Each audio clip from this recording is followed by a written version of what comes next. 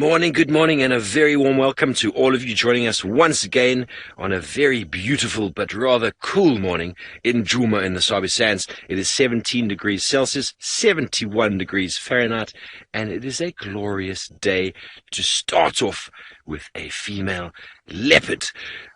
Welcome again. My name is Steve Falconbridge, and I'm joined once again on camera by Senzo Mkize with the three-finger magician, and we are out, and we've managed to find the small Xidulu female from yesterday. First thing you do in the morning is go check where you last had your cats, and from there, move on. So I'm out again this morning with Brent, who will be on bushwalk with Herbie, as well as Taylor, who's out on game drive and assisting in all sorts of wonderful activities this morning. Please feel free to send your questions through at hashtag Safari Live or follow us on the YouTube stream. Let's go back over to the beautiful and gorgeous Xidulu female. It's always marvelous being able to come out.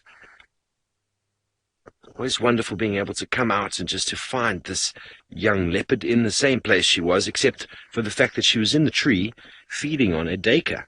And what we still have in the tree is the same duiker, looking a little bit less, a little bit low on the body weight situation, as it's still poised up in the tree. We're not in the best position right now to see it, because we've come in and she's on the ground, exactly where we should be parking to see the duiker in the tree, but she is awake, she's alert. She got up a few moments ago to see something in the bushes and then lay down again. So nothing too exciting, but it's a rather cool morning. And we had potential of some rain last night, but there was no rain.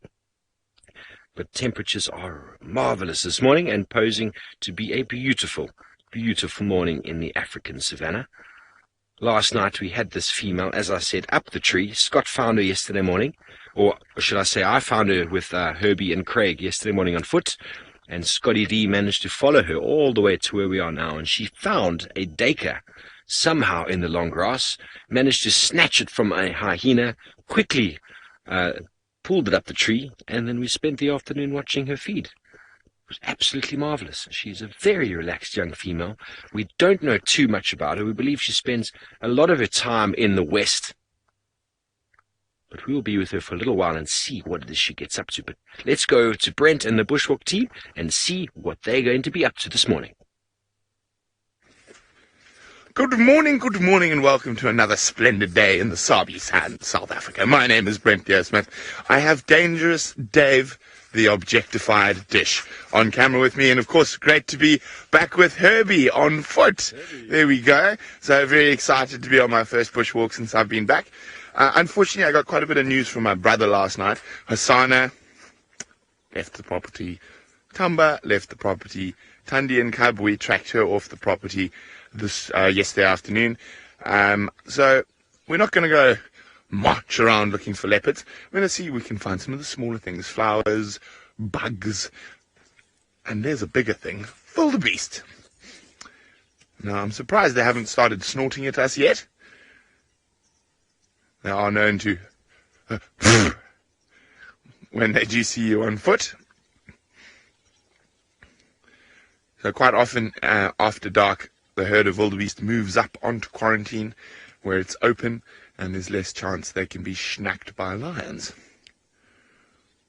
Now, I didn't hear any lions last night at all, which I was hoping maybe we might hear some lions. Maybe the Nkuhumas are coming back now that the Avoca males have headed back towards the Manyeleti, but alas, no luck. But we're going to head down towards the dam, have a look what tracks, what flowers we can find. Not too many flowers due to the little bit of rain we've had this year.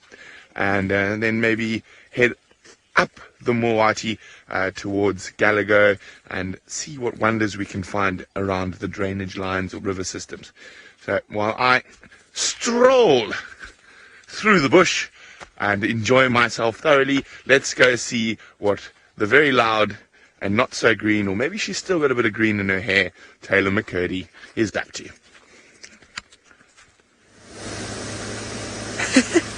I do have a little bit of green, Brent. You kind of caught me out there. The only place that I could not remove the paint was from my hair, which will be done today. Good morning, everybody. My name is Taylor McCurdy, and on with me is Craig, and we are freezing freezing. Well, I am. I don't know why I thought it was a good idea to wear shorts out on the safari this morning, because it's quite chilly. Anyways, we will deal with that a little bit later. Hopefully the sun will burn through some of the clouds. Not all of them, though.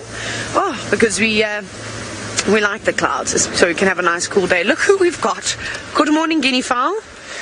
How fitting. Isn't that just so fantastic, seeing as though we spent so much time with them yesterday? There they all are. And they're making noises too. Running and making noises, just like guinea fowl normally do. Panicking. Which way do we go? Which way do we go? Not going to the dam today, though. They are clucking a little bit too. Oh, we wanted to see Dylan. We'll have to catch Dylan on camera at some point. We'll get him, don't worry. We'll get him. I know you were all dying to see Dylan yesterday, so we'll get there at some point. Guinea fowl, what are you making noises for?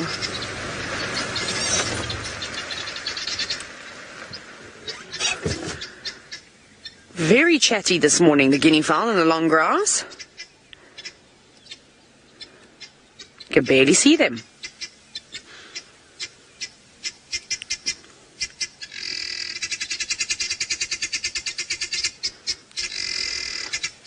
Isn't that a cool sound?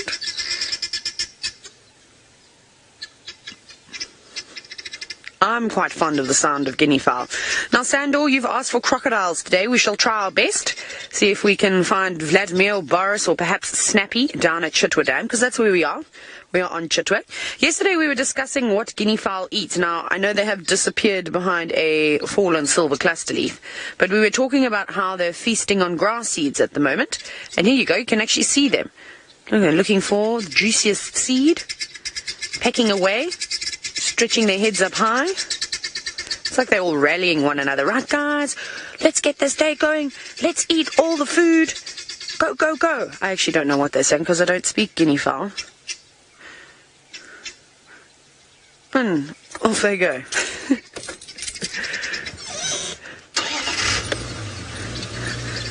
Why are you guys going so crazy? I don't know what's wrong with them. What are they doing? So we were going to leave, and then now they're still... I don't know why they're chatting like this.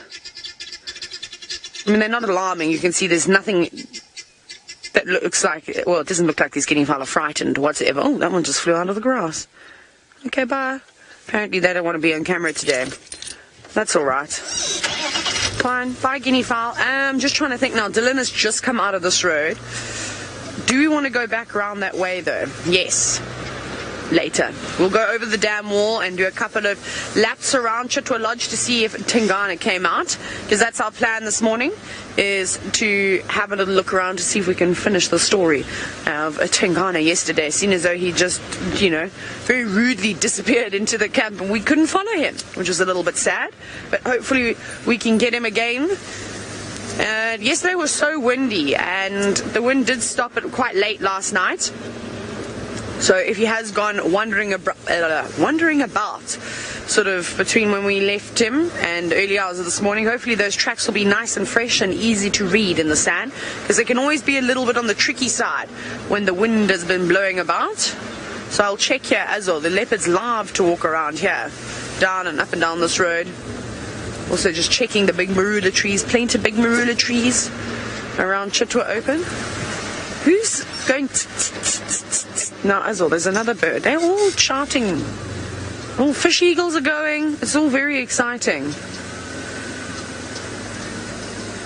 You know what? That little bird is going to be so small to try and see. We'll just pretend we didn't hear it. We'll carry on.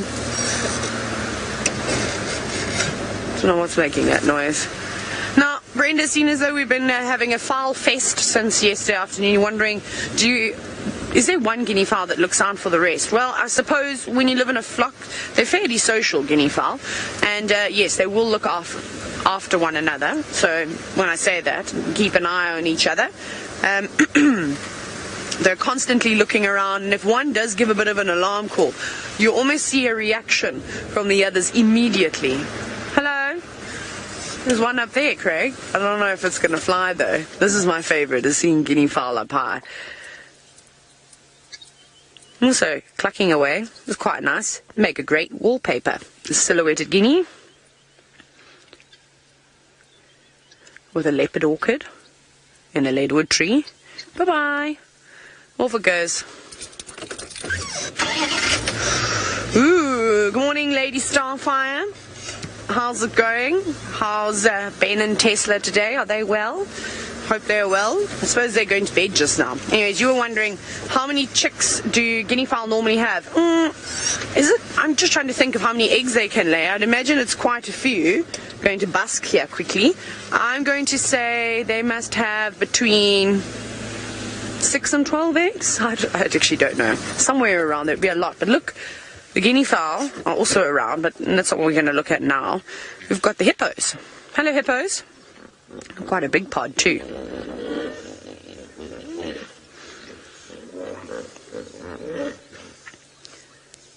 Hey, we're getting some good sounds this morning. That's quite nice.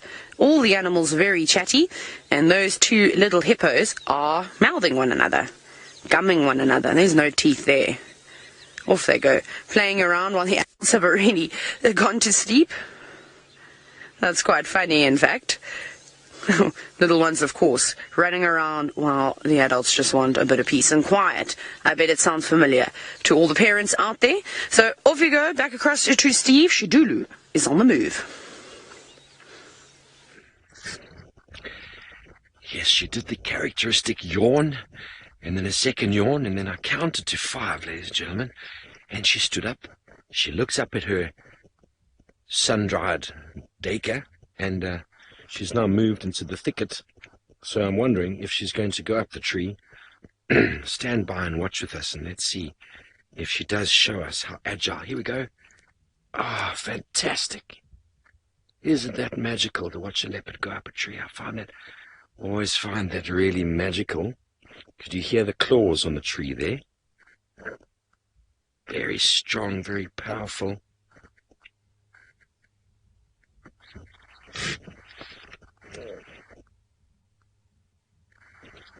Good morning, Nancy. You want to know if I know how old she is? Oh, look at that.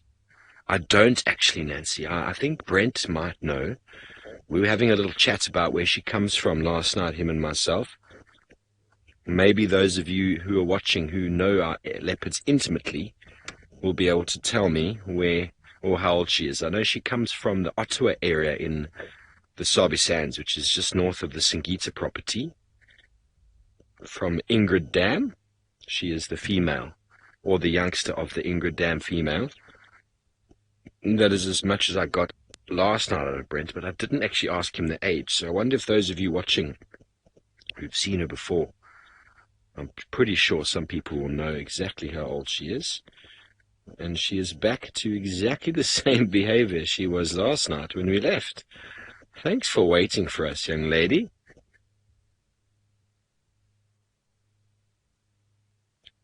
Kendra is sending through the information that she's about 3.5 years. Thank you, Kendra. That is a marvelous age for a young leopard. She's going to come into breeding now, and it would be marvelous if she decides to stay here on the western side of Djuma. It definitely seems to be a bit of a spot available for a young female leopard in this area. With Tani doing a thing on what is our eastern side now, there's definitely a big gap here on the west. And this is an area Hukumuri likes to move through, so if she does stay, I'm sure he will come and find her. Trimboard would like to know what the most active early morning animals are, and that is a very good question. Essentially, what we would call now, this is the early morning, but you could also call it the dawn, and we could go and we could look at the dusk. So the dusk and the dawn, if you put those together, it's a term called crepuscular. And there are a lot of animals that are active sort of during the early hours and the late hours, so the dusk and the dawn time of the day. And honey badgers, leopards, lions, hyena, this is kind of the time of day when it's still cool enough for them to be moving around. But it really depends on what is going on out there. For example, this female was probably feeding for a good portion of the night, and then she probably slept exactly where we found her for a very good portion of the night. And now, because she's got the meat up there, she has just been relaxing, and now it's time, obviously because the cameras are on her now, she's now gone up to give a little cameo performance. But multitudes of animals are active during the sort of cooler times of the day. This is when all the birds are waking up, although it is pretty quiet where we are now. This is the time of day when the dawn is starting and the day is coming into activity, and a lot of your nocturnal animals will be going to sleep, and a lot of your daytime animals will be sort of waking up. So it's kind of that like switch over between the night and the day. So anything could happen this time of day. It's hence why we do game drives at this time and in the afternoon. So I hope that kind of answers your question.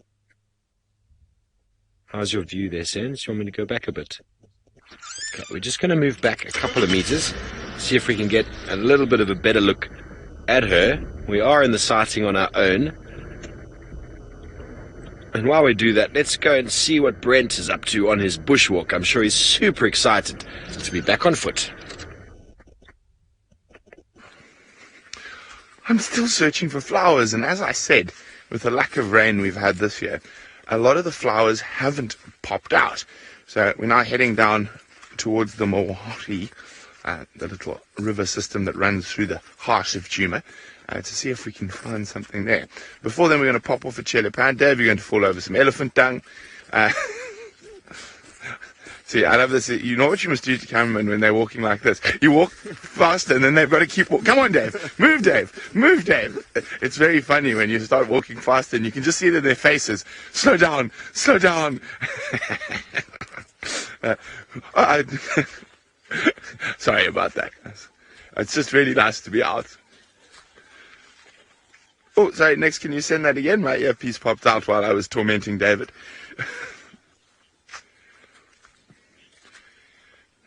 Sandor is wondering what is the best season for safari.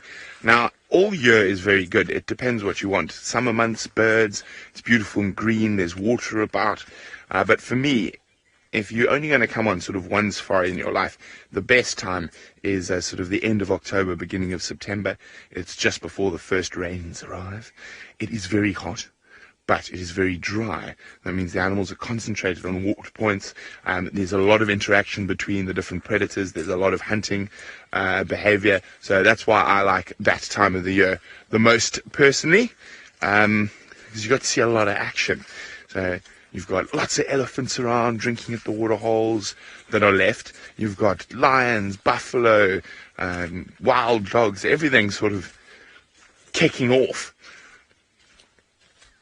What was that I heard? Let's just take a moment and listen. It's so lovely to hear the dawn chorus. We've got...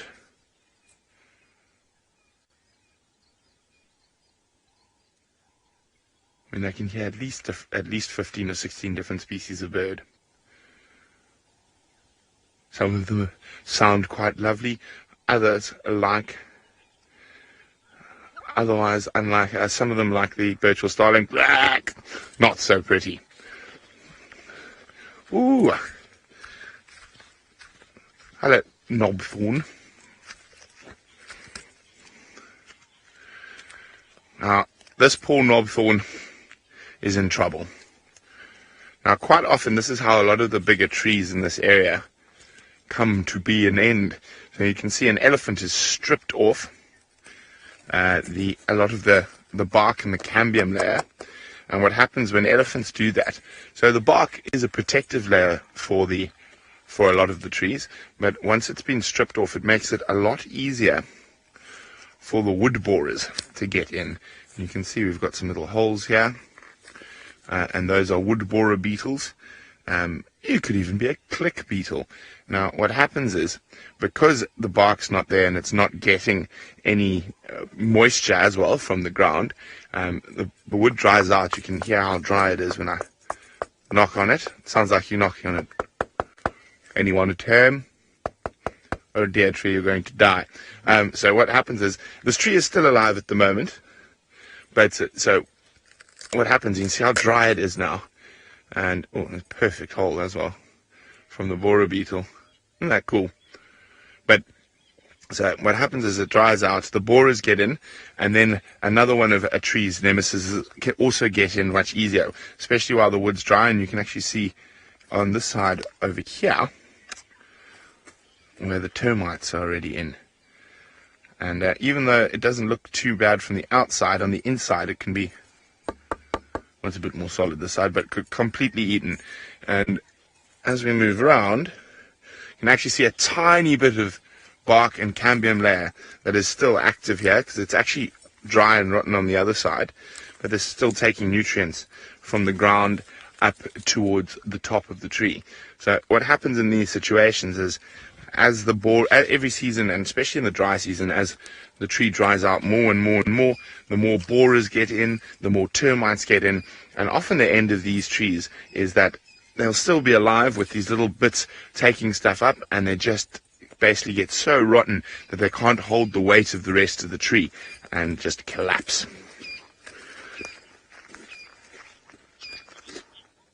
Oh, let's go across to Steve with Xidulu having her breakfast. Yes, indeed. Thanks, Brent. Nice to be talking about the knobthorn and the damage done. Talking about trees, we've got the marula tree that this young female is in. And the knobthorn and the marula are the two major trees that scientists are noticing that are disappearing due to elephant activity because of their never-ending search for the most tender bark and cambium that these trees provide. And what we've seen out here is how important these trees are for the survival of so many species. I mean, not just the leopards. We get such picturesque sort of views of the leopards up the trees feeding on things, but aren't they just absolutely essential for the survival? I mean, how many other animals have we noticed are paying attention or moving around in relation to the marulas? We have the elephants completely at the will of the dropping fruits. We see them moving around from marula to marula. And without them, what will happen one day? So that is something scientists are paying attention to, the demise of marulas and knobthorns, two very, very important trees for this environment. And Maureen wants to know if the cheetah and the leopard, the tail, have a similar purpose. Well, definitely for balance. The cheetah doesn't do too much climbing. The cheetah's tail works very, very well as a sort of rudder in the turning of the movement. When the cheetah's moving at an enormous amount of speed, that tail enables it to turn very sharply. And I'm sure that the leopard has that sort of ability as well. But what it's using its tail for is kind of a counterweight to balance it in the tree. So that is what, when you look at most animals that are tree dwelling, their tail works very, very well as a sort of counterbalance. Whereas the cheetah was not much of an arboreal sort of species. That tail works in the speed and pursuit of prey. And just that slight little movement of left to right enables the cheetah to counterbalance its movement at enormous speed. I've never seen a leopard at the kind of speeds that cheetahs move at, so it's hard for me to say if they use it as well in that sort of counterbalance when it comes to running. But definitely in the tree, you can see how the tail assists in that sort of that balancing sort of act. She is absolutely loving her deka. Okay, let's quickly go over to Taylor, who's got one of those small and beautiful insects. We do. It's like we're doing bushwalk from the car this morning.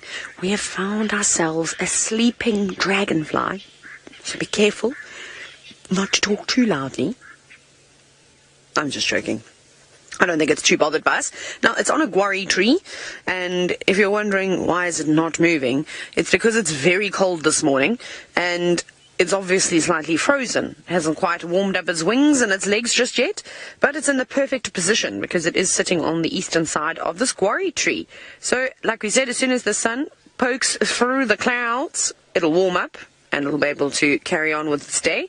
It looks like a banded groundling, if I'm not mistaken. Very, very pretty dragonfly. They come in all sorts of different colours. I don't know how often I see these plain black ones, though. It was quite cool how we spotted it as we drove past. I did hit the brakes quite hard because I thought, no, that's not a dragonfly sitting so close to the car. How preposterous. But here it sits. They're beautiful, though. Look at those wings. It would be nice if we actually had a little bit of golden light on this dragonfly. I'm also hearing a guinea fowl that's shouting now. But not good news. Good news for the guinea fowl. Tingana has been found. Tingana is off in a little bit further west of us. In fact, he went patrolling. We found his tracks going across the dam wall, but sadly out of our traverse. So we won't be able to see him unless he gets on the move and comes back this way, which wouldn't surprise me. Dragonfly, thank you very much. I hope you warm up soon. It's quite small as well, not particularly big. We've been lucky. We've been seeing so many dragonflies. It was Manu's favourite thing to film. Always try and catch the dragonflies on camera in the Mara. It was quite nice. Off we go. Let's look down here.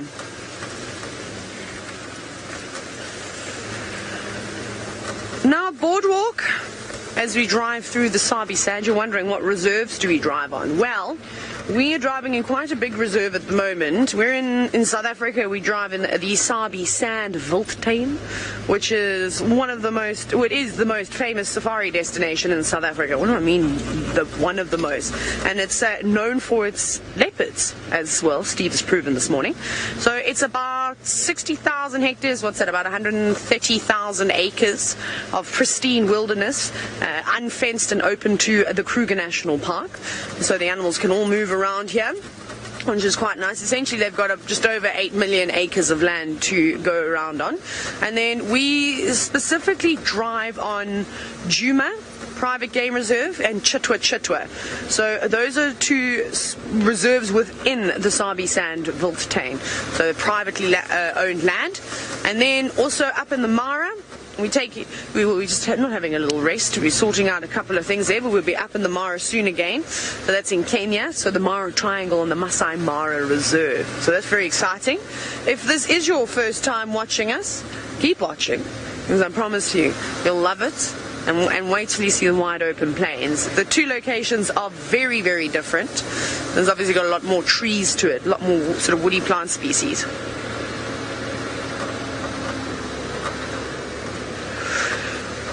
Now, Edward, going back to the dragonfly, you've asked what are those black patches on the wings of that dragonfly? Well, not all dragonflies have those patches, so I assume it's just a unique marking to the banded groundlings. That's how it's how I actually identified it. It's because it's got those little bands on it. I don't think there's any specific purpose for them. Perhaps it helps aid in camouflage, but I mean, it wasn't very well camouflaged in that tree, to be honest. I spotted it quite easily. So no, I don't think there's any use. Like I said, there's other dragonfly species out there that just lack them completely. In fact, most of them have fairly clean wings. There's not normally many markings on them. But maybe I'm wrong also. I maybe just haven't read that part in the book yet. I'm still getting there. So I will go and have a little look at dragonflies and see what I can find out about it. Okay, we're going to keep searching and hopefully we're going to find some other leopard tracks, seeing as though Tingana's given us the slip and moved off to an area we can't drive in. But Xidulu has not given Steve the slip just yet. Yes, she has managed to pull the duiker back up and she is now enjoying the very nice meat around the duiker's neck and face. There you can see the head of the duiker, as the rest of the body hangs on by a thread. I'm sure we're only moments away from most of it collapsing to the ground, but there are no hyena anywhere to be seen. I wonder how many of them came and visited this area last night. I have no doubt they would have come and seen if they could have grabbed a morsel or a bone or something that might have fallen, but it doesn't seem as if anything has fallen. She's made a marvelous job of completely devouring most of that duiker while keeping it intact.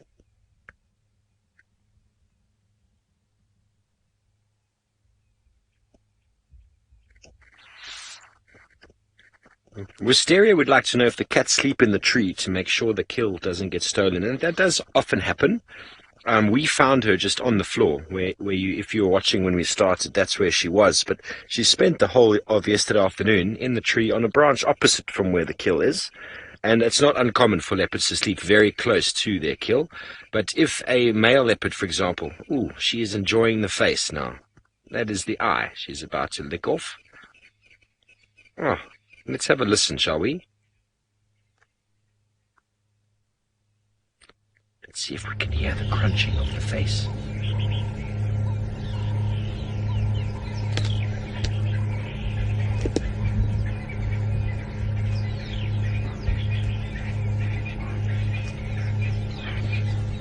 Isn't that marvelous?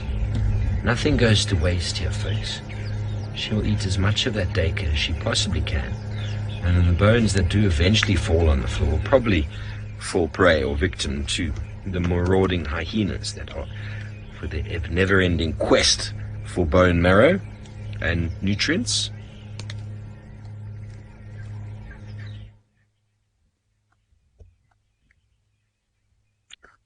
So yes, Wisteria, they will sleep in the tree, and if a male leopard happened to come along, it would probably go straight up to the tree and steal that kill from her. She'd have no chance protecting it from another male leopard. A female leopard she might be able to ward off, but a male leopard should have no chance at all. So if not Osana, but possibly if Hukumuri decided to come into the scene, and there's not too much to be taken now, but if he came in while the kill was in the tree, no doubt he would have stolen it. Even Hasana seems to have done that. He's done that with Tundi before. Oh, she caught it. A marvelous catch. What a marvelous catch for a cat. Look at that. So it is getting to the end of the feeding potential of this dacre. It is soon going to be falling on the floor. Michelle, yes, the crunch is quite something. We were trying to listen last night, but the wind was just too strong. We could hear it from the vehicle, but we just weren't able to pick it up on the ambient for you. But last night she was really enjoying sort of the rib and leg areas of the dacre. Laura Moore comments that it's like cracking a crab. Indeed, a bit of lobster claw for dinner. There's some hyenas calling off to our left-hand side. They are rather far off, though. She's not bothered, though. She knows she's safe up there. Many, many years of evolution have made the leopard the king of the tree. And they know once they're in the tree, they really are completely safe from any other predators, barring a possible other leopard coming in.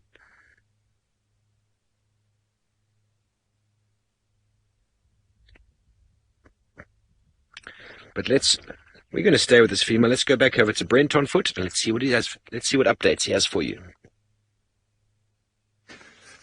So we've made our way towards Chele Pine, and again I was hoping for flowers, but it is devoid of flowers here.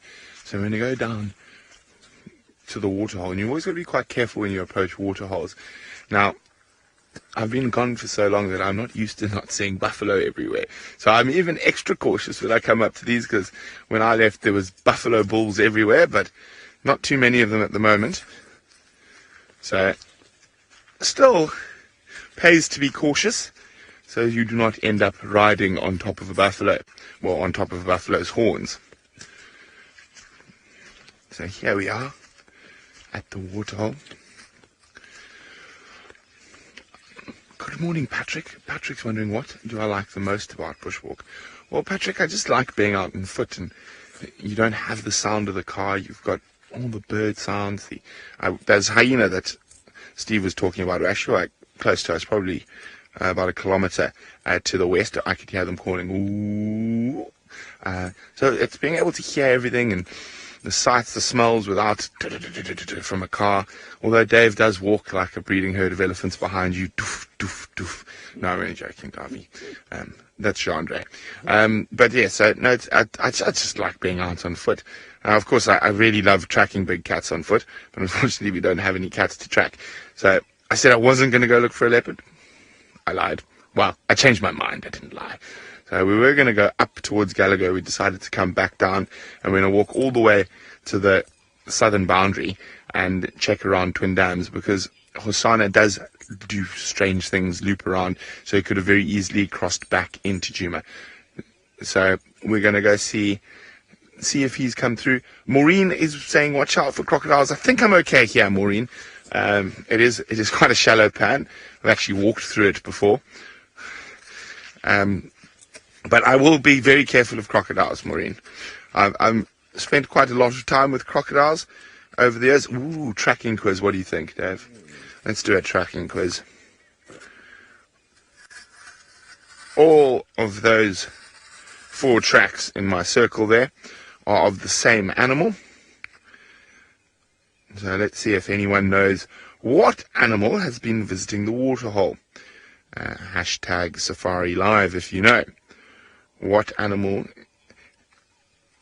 Ooh, Nicola Austin has already got it right, but I'm not going to say what it is just yet. Well done, Nikki.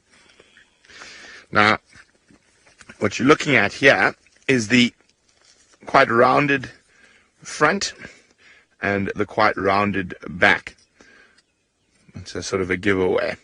Also the size, if you can see the size next to my finger, not too big, but also not too small. Ooh. Josh and BK say Impala. Unfortunately not. I'll see if I can find an Impala track around here. So Impala are far more sharp in the front. So they've got a real sort of sharp point, like a lot of the antelopes. There we go.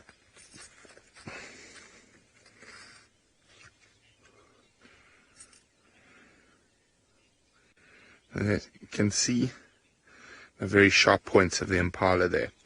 A little bit longer than those tracks, but not as wide. Well done, Daniel, in Scotland. You are spot on. It is a piggy. It is a warthog. Ooh. Where are you? There's a chagra in that tangle. Ah, it's not a chagra. I lied. It is the great mimic of the African bush. You see it? There we go. And it is James Hendry's favorite bird. They have an absolutely stunning call.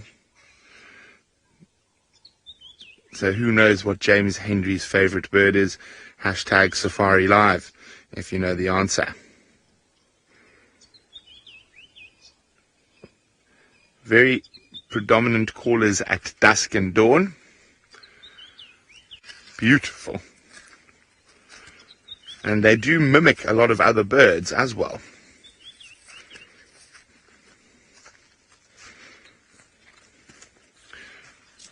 Okay, so we're going to keep slowly moving down these animal paths on the edge of the Moati River, heading towards Twin Dams. While we do that, let's go back across to Madam McCurdy. Right. Brent, I hope all those creepy crawlies come out. You won't believe it, we found some lion tracks. Well, I suppose it's not that hard to believe. We're just trying to figure out where they're going now. So I'm on them. They're still going this way. That's good news. I just don't know what our signal is like over here. So, Nikki, please tell me if I need to stop. And we are fast approaching a cut line too. So let's hope that they don't cross out, because it'd be quite nice to see some lions. And apparently the Styx Pride have been around. So I would suspect that it's their tracks. It's not just male lion tracks, although there have been many male lion tracks, which probably the Birminghams, some of them at least. Now, we had our rain roofs on yesterday because it was all very gloomy and it, well, showed signs of raining. And Sophie, you were wondering that. Did it eventually rain? The answer to that question is no, it did not rain at all. Not even a little bit, in fact.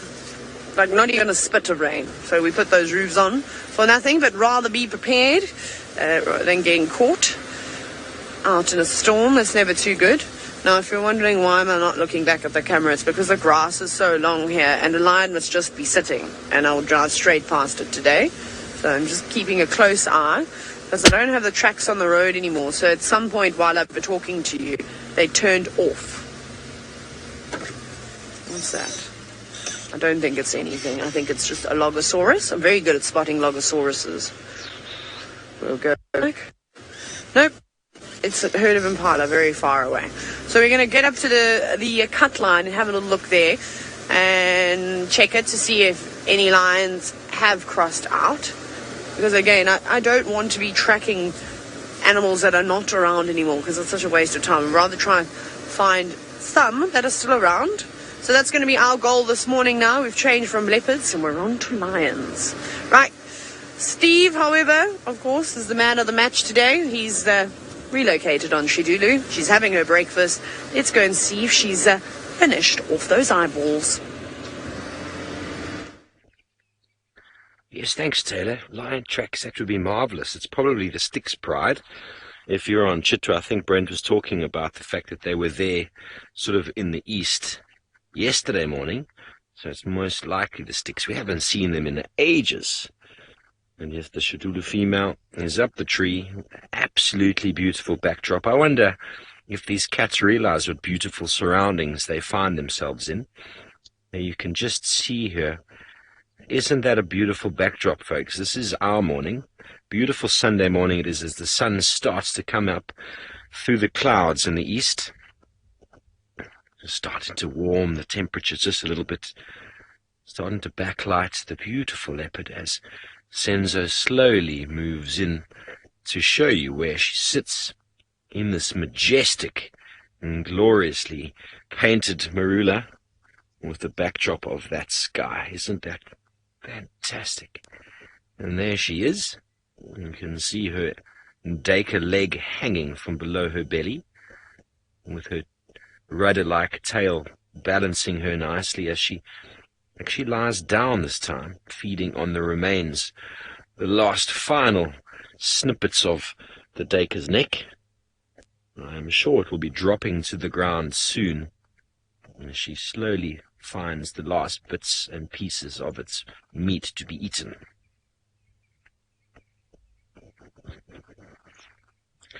J-World wants to know if Dacres and Dik-Diks are the same size. Now, I'm going to have to look in my book, J-World, because I've never seen a Dik-Dik in my life. So I'm going to have a look at the size for you and then let you know. But the Dacre is the third smallest sort of antelope we find in this area. So, yeah, there we go. Nikki is saying Dik-Diks are very small, but you get a number of species. I know there's an entire book out there, a huge book just on Dik-Diks. But we don't get them here in South Africa, so I really don't know enough about them. But let me have a little look. Okay, so the Damara Dik-Dik, which you find in Namibia, has a weight of 5 kilograms, when the Steenbok is 11 kilograms, and Steenbok is almost the same size as a Dacre. So, yeah, a Dik-Dik is very, very, very small. Sharp's close book 7.5. That is the smallest antelope that we get here. The smallest in total is the blue Dacre, which is about 4 kilograms. And then the common Dacre, which is what is up the tree there, can get up to as much as 21 kilograms. Which is a fair amount of meat. You double that to get the pounds. It's about 40-odd pounds. Easy enough for a leopard to take up. It's about equivalently half her weight, or half a male's weight, but easy enough seeing as they can hoist prey animals that are almost twice their body weight up a tree. Incredible that you're able to do that. Pound for pound, the strongest cat in the business, leopards. If you made a leopard the size of a lion, I reckon it would be an absolute beast.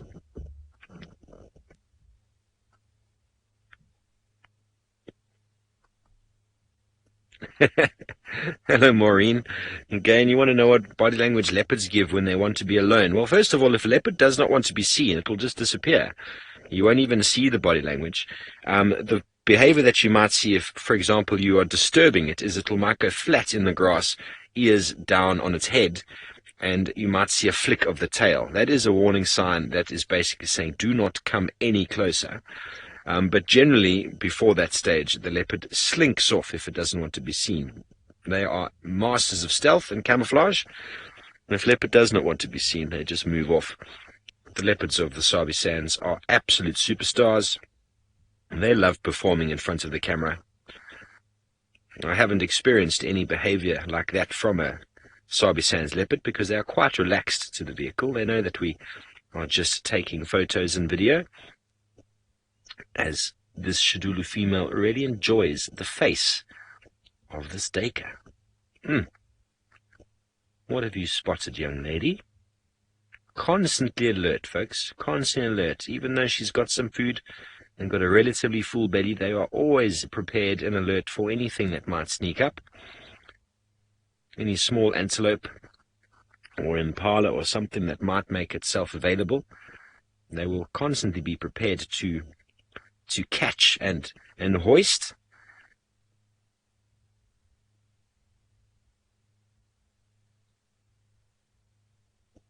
But we're thinking we're going to move out of this sighting shortly, and we had some tracks of a breeding herd of buffalo that crossed the road on our way in, but we wanted to come and see what, or if she was in this place still from last night.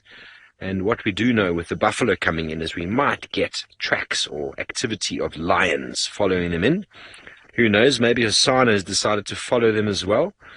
But we had a breeding herd coming in from the north. We might go and follow up and see if we can find those buffalo. That would be a good addition to the morning.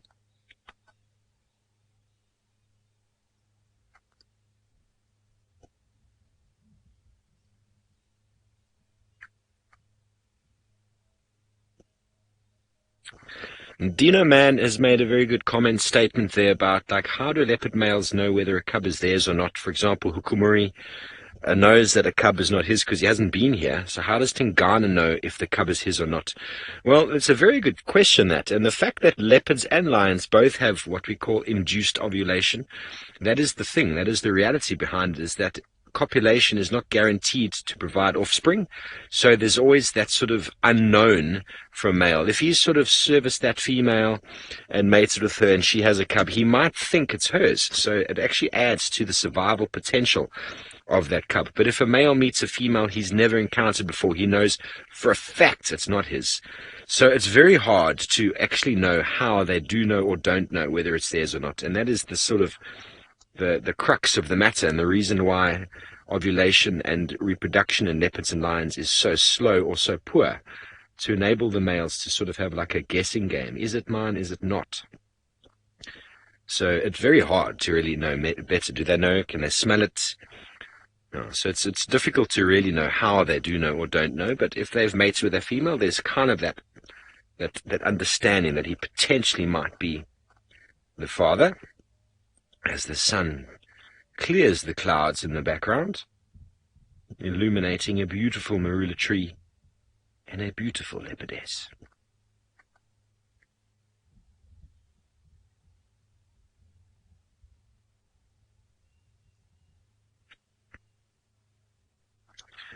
So we're going to be moving out shortly to go follow up on some buffalo as the hyena calls in the distance. I wonder if they've spotted Brent on bushwalk. Let's go over to Brent and see what they are up to. Well, the hyena's over there, but we've just heard some elephants not too far up ahead of us. Sounds like just on the other side of this little river. So we've started moving a little bit quicker, but still very cautiously. And it's going to be very nice to be with elephants on foot. So I'm very excited. Remember, this is 100% live, and you can send us questions on the hashtag Safari Live, or just pop it on whatever feed you might be watching on. So we are busy walking up towards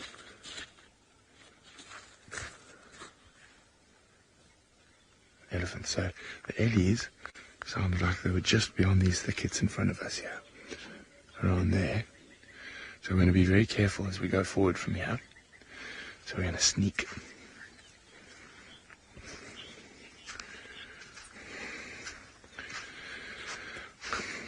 Proud Cat Mama is wondering, do I carry an ash bag on bushwalk?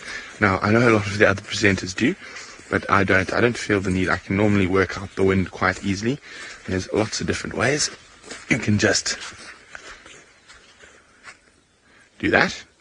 Or what I normally do is, while I'm walking, I'll hit my stick against the ground and just see which way the wind is blowing.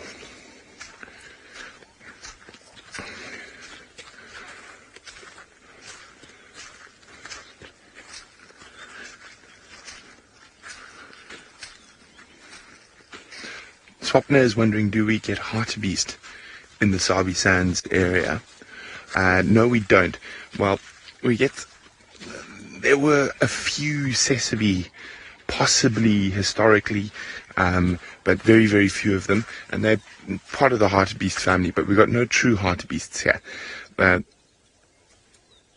You can just hear branches breaking in the distance. The red hartebeest is the only hartebeest that occurs naturally in southern Africa in numbers. People say there were Liechtenstein's hartebeest, but knowing where I've seen them and where they are, I think it's very, very unlikely. So no natural occurring hartebeest in the Sabi sands. And the red hartebeest prefers arid areas, so towards the north of the country, towards the Kalahari Desert. I'm just trying to listen again to get an exact bearing on where the ellies are.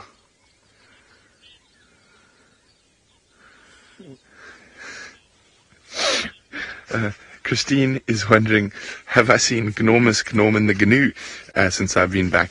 No, I haven't, Christine. Unfortunately, Gnormus Gnorman the Gnu lives on Chitwa Plains, and we don't traverse there at the moment.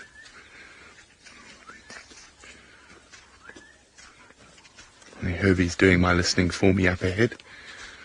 So there was a, which is normally a female elephant instilling discipline in some young, uppity youngster. But if we're really lucky, they might be heading towards Twin Dams, and we can find a spot where we can watch them go drink.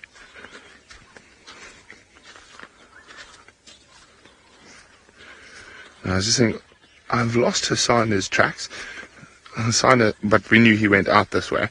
But we're hoping that he's looped back towards Shibam and Treehouse Dam, so we're just going to go check there. And speaking of someone who's tracking while I try to get a view of these elephants, let's go back to Taylor McCurdy. Well, checking is what we're trying to achieve at the moment. So, just an update. The Lions have been playing lots of games with us. It's been quite fun. They came from the east and were going west. Then their tracks zigzagged and went south. And I was like, okay, so we followed them. Then they go west again, and then they went south, and now we're back on them. And if you look in the road, you can actually see lots and lots and lots of footprints. Those are all lion tracks. This is an entire pride that has been walking over here. The only problem is that we are on the boundary now, and they are going west at the moment, so we're going to see how long that they sort of stay on this road. But they've definitely been walking here. You can't see the nice ones, but the nice tracks, the really, really fresh ones are the ones here. A couple of them in the middle look like older ones, but they're also fresh ones. Males, females. It looks like there were some Birmingham's boys, big male lions that were walking here too. So we're going to just carry on.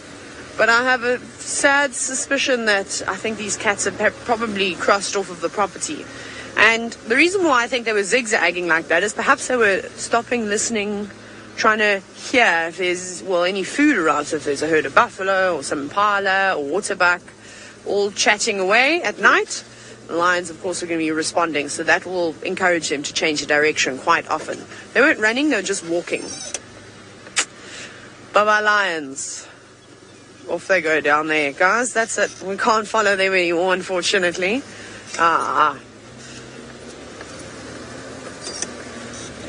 That's a paired T. That's a serious pity, but anyways, we're not having much luck. Leopard's crossing off of our traverse. Now the lion's also crossing out of a traverse, and I don't think they're too far away either. Let's have a little scan on here. Now, all now, I'm wondering if I haven't seen any sable up here in the northern Sabi sands. The only times I've seen sable have most of the time have been down in the southern sections of Kruger, so like around there's actually impala, which we can have a look at. I'll show you impala. These are not sable. Where was I? I'm trying to remember now. What gate? Numbi Gate, Fabeni Gate, down there, those areas. And it's quite nice. I was hoping that the impala were in fact looking at something, but it doesn't seem that way. I'm sure they're further up north as well. I just haven't seen many sable. I'm trying to remember my first sable where I saw it. I was very young though in Kruger. Very, very young. I'll never forget, it was standing next to the car. We didn't even know it was there, but it basically had frozen. Craig, do you know what else I've seen? There's a whole ton of vultures. Look over there. Nikki is saying, Nikki's directing today, she said the only sable she's ever seen is a picture on the dam cam. Quite funny. So there's vultures. There's quite a few of them, in fact, all roosting up in these trees. So I wonder if that's not where the lions are. Although I thought they were here yesterday. So maybe they were just also roosting there. We did see lots of vultures settling in for the night last night with the terrible weather. So that could also just be the case. But there are lots and lots and lots of vultures. You can't see them all, but all down in that valley. And it is the same direction that those lion tracks go. Of course, vultures are diurnal. They're not moving around at night, so they wouldn't have been following the lions at night time. So unless they've made a kill maybe yesterday at some point, I don't know. The mystery. Many, many mysteries. But we will try. We'll keep scratching around here. Otherwise, we're going to head back onto Djuma and then maybe go check around Chitwa, Cutline, Drakensberg, and see if Tundi is perhaps around. Maybe she's come back. But Steve was thinking about leaving Xidulu. Something has changed his mind. Let's go have another look at her. Yeah, thanks very much, Taylor. I hope you managed to find those lions. I was about to leave, and Sen's was like, but what happens if she comes down? Once she finishes eating that face, she's probably going to come down and move and maybe go and drink. So we reckon we might stay with her for a little while longer and see if that does actually happen. And it'd be marvelous to follow her and get some nice images of her in the long grass moving, as well as possibly drinking. We'd probably go all the way as far as Galago Pan, which is not too far from here, I don't think. I can show you on the map in a moment or two how far away it is exactly. But she is making short work of that Dacre's neck and face.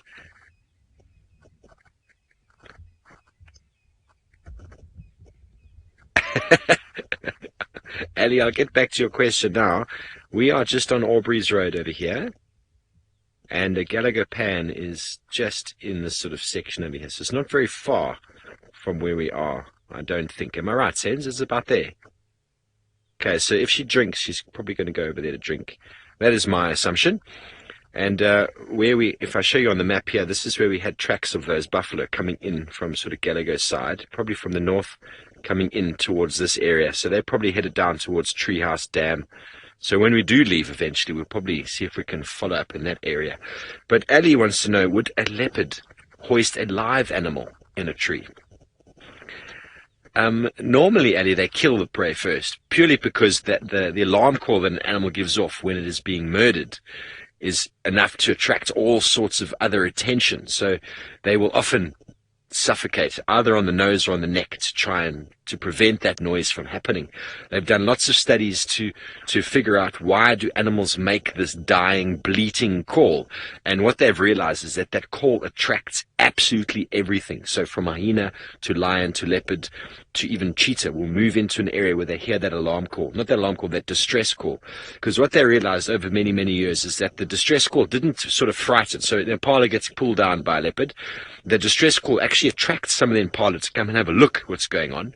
It doesn't force the leopard to let it go, because it's not like when you grab a frog or cricket sometimes, they make this explosive, scary sound which forces you to like, whoa, what was that?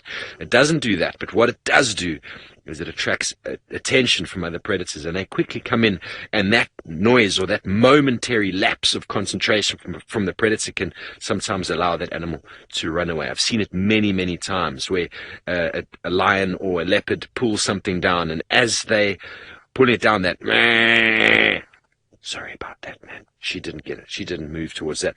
But as they make that noise, something else comes in. The predator sort of moves away for a moment, and off it goes. So that is the purpose of that distress call, is to hopefully attract the attention of someone else who will sort of take the attention away of the killer in the moment. So let's go back to our face-eating leopard. We can hear her crunching away at the jawbone right now.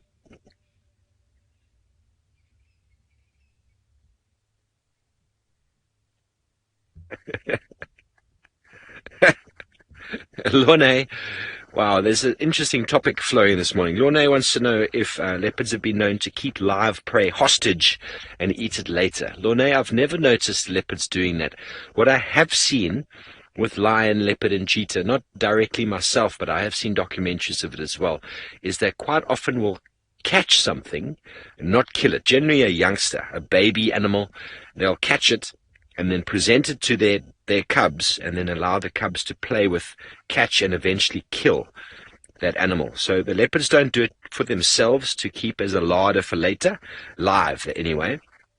They do it to allow their youngsters to practice the killing stroke and the catching. So it is definitely something that needs to be learnt from the cat. They can catch, they're very good at catching, but the dispatching and the throat strangling is something that they need to practice. So quite often adults will provide their youngsters with an easy meal. What are you looking at, young lady? She has got a marvelous vantage point from up there. It's impossible for us to see what she's looking at. But isn't she beautiful?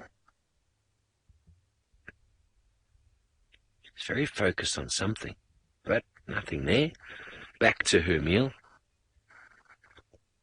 She does have a very unusual spot pattern. Nikki's commenting in my ear. And James Richard commented last night that it's something that's within the family.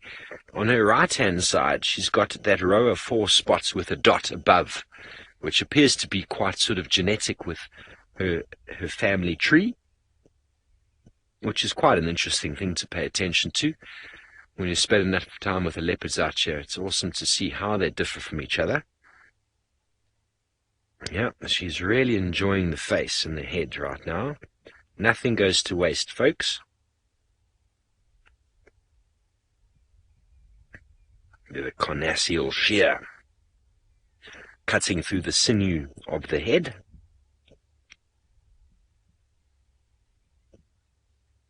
And it really appears as if this was a very old male duiker. When you look at those horns, if you go into those horn sense, you can see how the one is much shorter and stubbier than the other, which indicates probably a long territorial period of rubbing and scratching. I don't know what other reason there would be for one horn being a lot blunter than the other one. And how this duiker died, we still are very unsure. Very unsure. The vehicle is about to join us in the sighting. If you do hear that, I do apologize.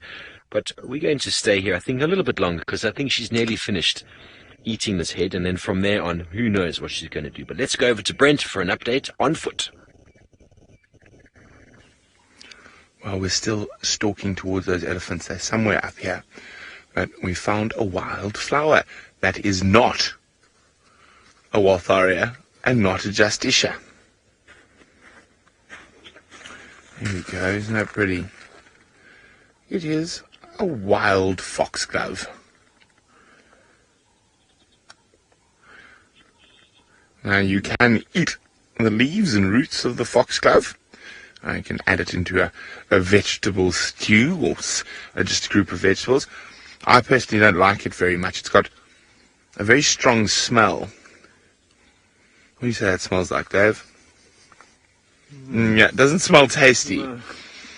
Maybe when it cooks it becomes a bit more tasty, but I don't think I would want to eat the wild foxglove. As I said, very few flowers around this year.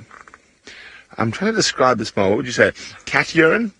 Somewhere close, not quite, but sort of like cat urine. Yeah, so not a very pleasant smell at all. So as I said, the elephants are still quite close here somewhere. So what we've done is we've actually looped around, and we're going to approach them here. There's quite a few big marulas that are fruiting in this area, and I think that's where they're going to be. Nice little sort of band of marulas through the center of this area.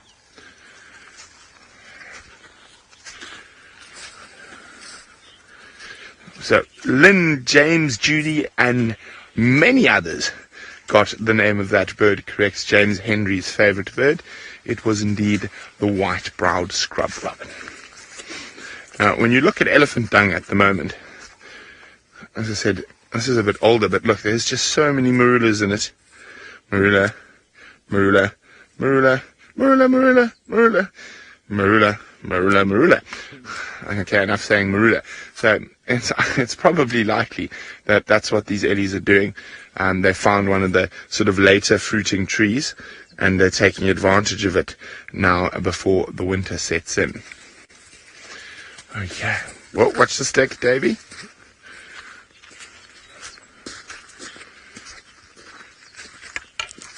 Cedar is asking, do we mask our scent for bush walking? Well, us as guides, we smell quite nice, but we generally try to spray the cameramen or rub elephant dung on them because they're quite smelly creatures. No, I'm only joking, of course. No, we don't mask our scent. One must remember that human beings have been part of this ecosystem for hundreds of thousands of years. And animals do have instinctive responses to you. And if you walk carefully and considerately, same as in a vehicle, you can enjoy sightings without upsetting the animals. Now, one of the more interesting things is when you find something like an impala or wildebeest, and you walk just like we're walking now, and you la-di-da, and you walk straight past them. They'll watch you, maybe snort at you, but they normally won't run away. But as soon as you start changing your behavior and you start acting like a predator, that is when they'll start running away. So human beings have been, watch out, Dave. There we go, well done. Human beings have been around in the bush for many hundreds of thousands of years. So the animals do know how to behave around us, and so do we. A lot of people think, like if they're on a bushwalk and they get charged by a lion, they're definitely going to run. But your instinct actually takes over, and a lot of people you just freeze. Because that's what you got to do. As soon as you run, so the most important thing is never run. Because as soon as you run, you get into big trouble. And as in most of the predators, and even elephants and buffalo, that movement will trigger a chase instinct in them, and they'll come after you.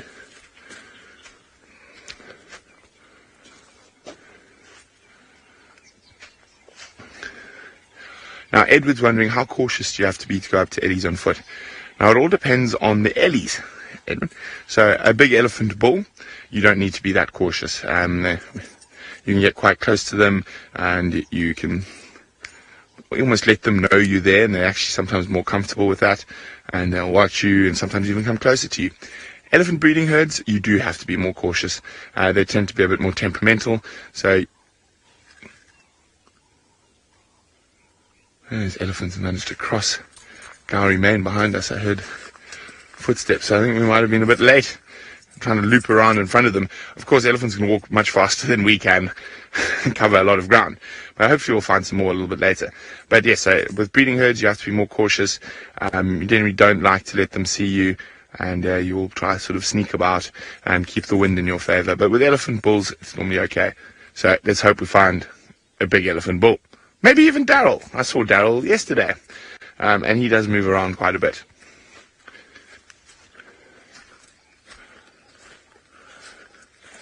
So we're checking here now, hoping Hassan has done a loop and come back in to Djuma. But while we keep checking carefully and hopefully find some more elephants, let's go back across to Taylor McCurdy, the herdy birdie. We did have a fish eagle, but did I say fish eagle or did I make up a word there, Craig? Fish eagle.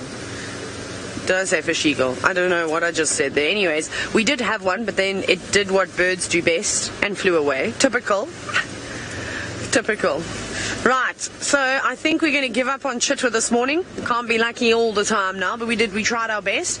Craig only gave about 30% though. No, he didn't.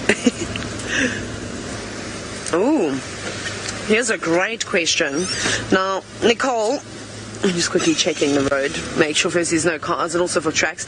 You're wondering, what animal have I not seen and would like to see? There's many an animal that I have not seen yet. I would like to see a pangolin, please. Pretty please, can I see a pangolin? I would like to see a striped hyena. That'd be quite cool too. There's lots of birds that I haven't seen yet that I want to see. Like the African pitta, that's one of them. I'm trying to think what other mammal species. There's so many. And of course I can't think of that. I think the one I really want to see the most probably a pangolin. I don't even think I've seen a pangolin track in the sand before. So that would be quite nice. Craig? Pangolin as well? You've never seen one? No, they don't exist.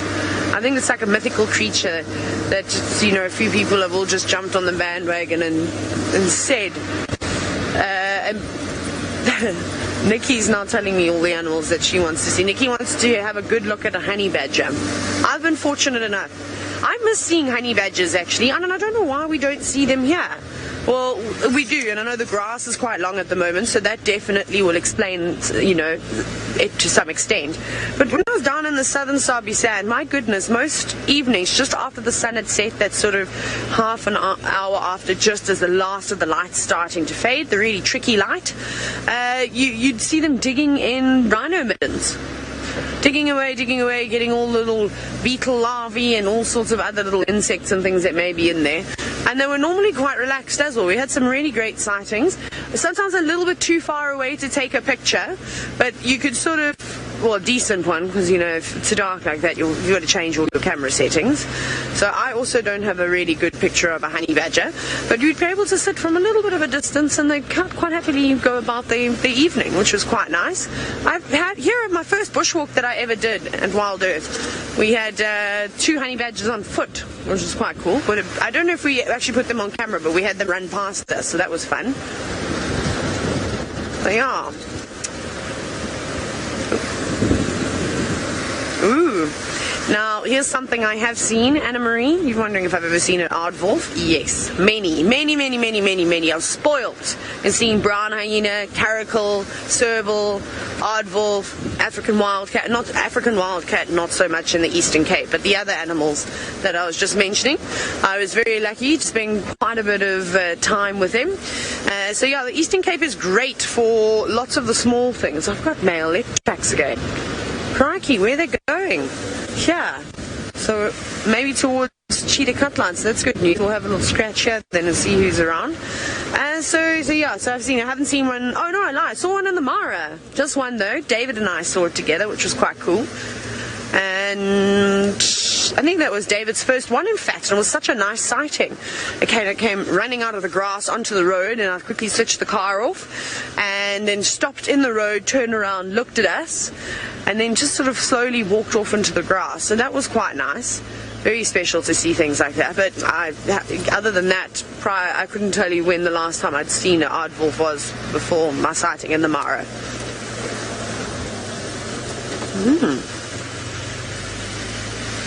Ooh. Now, Mel, Nanny, you're wondering if there are any wolves on the safari, or have I ever seen one? No wolves, unfortunately, where we are. I'm trying to think, the closest thing to a wolf out here is probably going to be an African wild dog, or perhaps the jackals, which are descendants of canine. So yeah, I suppose descendants of wolves, sorry, was what I was supposed to say. Descendants of wolves. They're in the, wild dogs are in the wonderful dog family. So yeah, no, sadly no wolves. The closest I've ever come to a wolf is we had a timber wolf cross Alaskan Malamute. I'll tell you a sad story very quickly as we have a DNC. There are some young male leopard tracks bobbing on and off this road, so I'm just going to keep an eye out as we drive. Basically, what happened was in Knysna, which is a coastal town on the Garden Route, so it's sort of between Port Elizabeth and Cape Town, and there's a wolf. There used to be a wolf sanctuary there. I don't know how it started. I can't give you too much information on that. However, anyways, somebody went and poisoned all these dogs because they didn't agree that they were in South Africa and in our climate, and fair enough. I didn't really know the story. I was little. I was quite young. And 2 puppies survived. They weren't pure wolves, though. These were Alaskan Malamutes cross timber wolves. So we basically knew the guy that got given the puppies. He was a vet, and phoned my mom and said, you have a big property, you know, these dogs need to go somewhere where they can be able to run around. Lived on a small holding.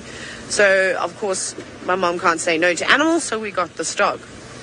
And he was massive. He must have weighed about 80 kilograms at the end. He was huge. But yeah, so that's the closest I've come to a wolf. His name was Branson. He was beautiful. He was a lovely dog. But yeah, so that's the closest I've ever come to a wolf. Different though, like it was quite interesting to see. He was not a normal dog. He was very wild. There was just something different about him. It was a little bit eerie, in fact. You'd look at him, I don't know, loved my little brother, loved Sean a lot, followed him around like a bad smell, just would not leave his side at all. Very protective over him too. So that was Branson. But no, we won't be seeing any wolves out here, sadly. Perhaps when Brent doesn't shave, he look like a werewolf. So we might have something to look forward to in a few weeks. Just jokes. Not really. Right. Off we go, back to Steve. Hopefully I'll be joining him with a leopard this morning. But, well, seeing as I don't have one, go and enjoy some rosettes. Thanks, Taylor. Sorry about your sad story about a dog. What animal that does really enjoy eating dogs is leopards, in fact. In and around the sort of Highveld, Johannesburg, Pretoria area, we do have many, many leopards still living there. And they do make their living off of domestic animals, such as Jack Russells and small dogs. As sad as that might sound, a very adaptable cat is able to live in those environments quite close to humans and still survive, which to me is a marvelous feat. As the Xidulu continues to crunch at the bones, let's see if you can hear it.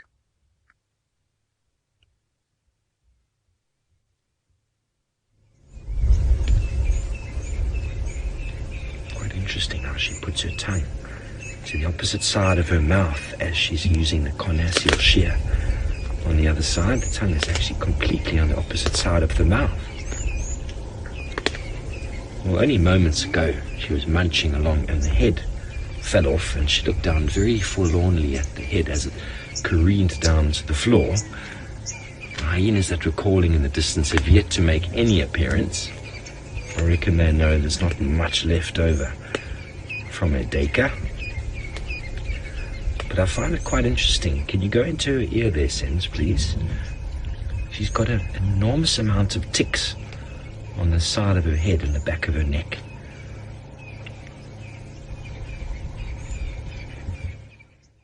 Huge amount of ticks feasting on her. They don't seem to be causing too much harm to her. But there's some really, really large, gorged females on the back of her neck who will shortly be falling off into the grass to provide Steph and the rest of the bushwalk people marvelous itchy legs in the weeks to come.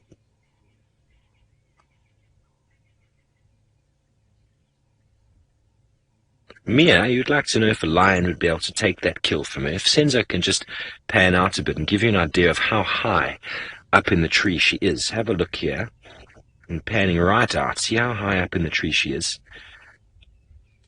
It's going to go down to, we're not even at ground level there, so she's quite high. I wouldn't think a lion would be able to get all the way up there. It's possible it would be able to, but it really struggled getting down. It's quite high. She's about 25, probably 30 feet up in the tree. So lions can get up there, but they do struggle with the really high sort of elevations that the leopards get to.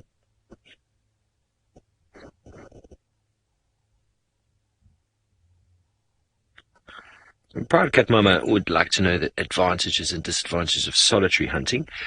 The advantages are that you get to eat the meat on your own. That is one. Disadvantages are that if you get injured, sick, unwell, whatever it might be, there's no one to assist. There's no sick days when you're a solitary animal. No sick days when you're a solitary animal. No way of calling in and saying, sorry folks, I'm not coming into work today. You have to continue as you are. So that is one of the biggest drawbacks of being a solitary hunter, is that there's no one to help, and their survival is completely dependent on their own wits and energy and fitness. And that's why lions that are fall prey or fall injured to buffalo or whatever it might be manage to survive and do very, very well, because their family does the hunting and they always are allowed a little bit of the meal. But if a leopard gets injured in any way, firstly they will struggle to hunt, and secondly they'll struggle to hoist anything up the trees. That's why if they ever are surprised on a kill on the ground, they always will move off initially. They might come back and secure that kill again, but initially they move off to prevent any injury or bite to the back leg or to any part that will prevent them from being able to hoist or to climb. A leopard that cannot climb is done for.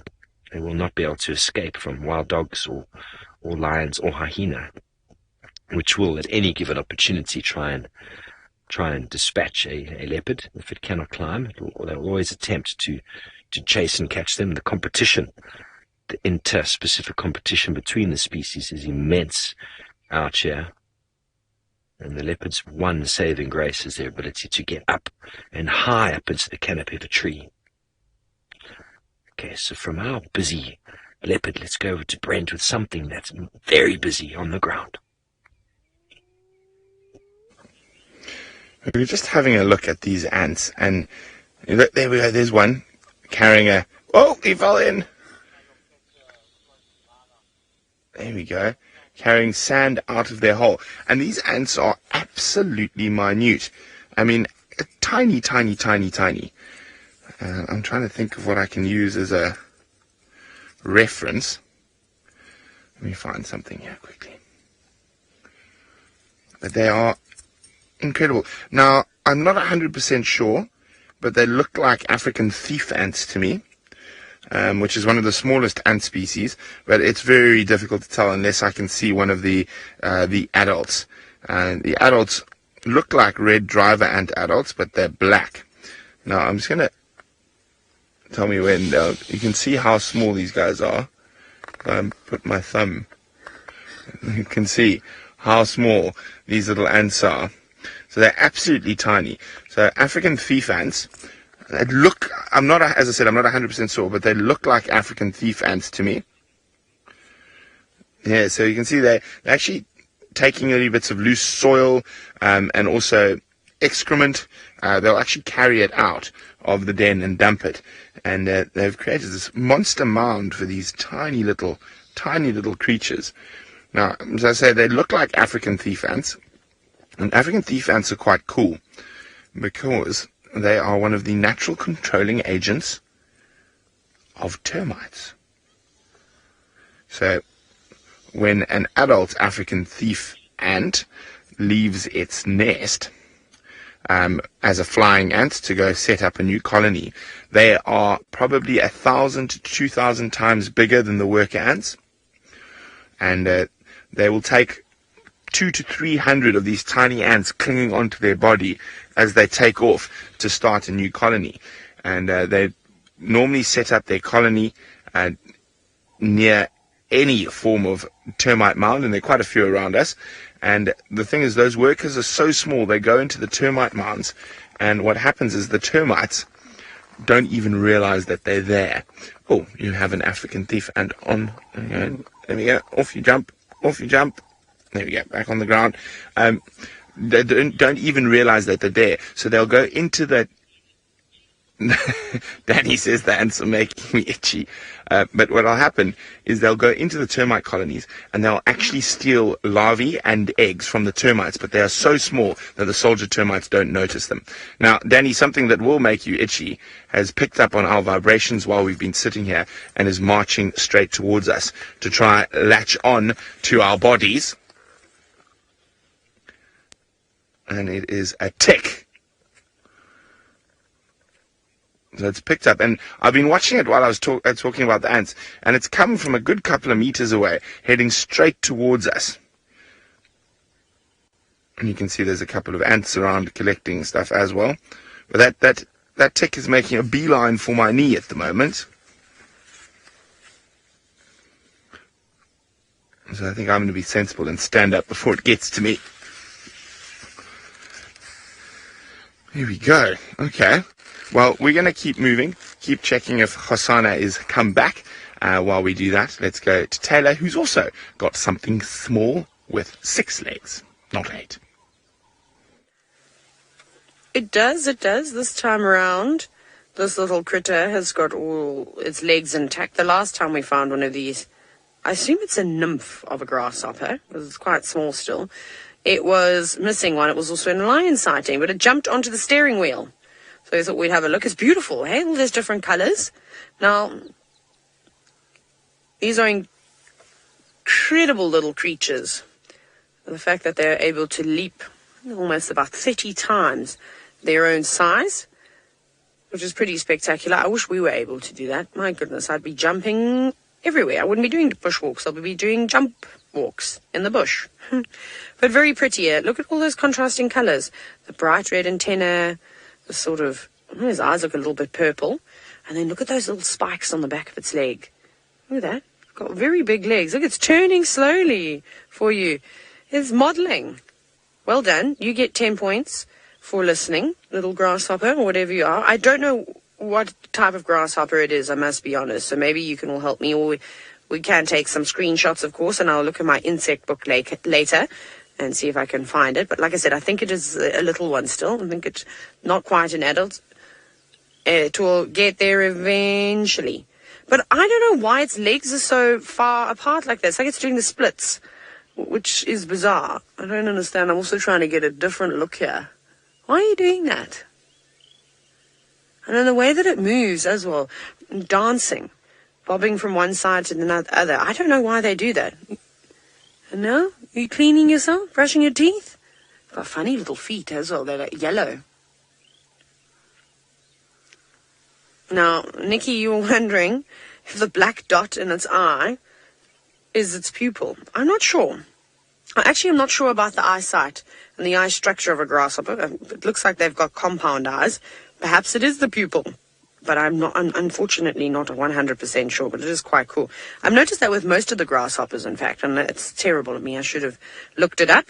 Sometimes I can also be a little bit slack. I do apologize. So we'll be having a look. We've got lots of homework for this afternoon safari. Okay, very nice. Well, shall we see if this grasshopper will stay with us? No. I think it thought I was going to eat it and it hopped away. I was trying to have a closer look. That was so cool. I love it when little things like that jump up towards us, and it sat so nicely, especially the way that it pivoted. It was very cool.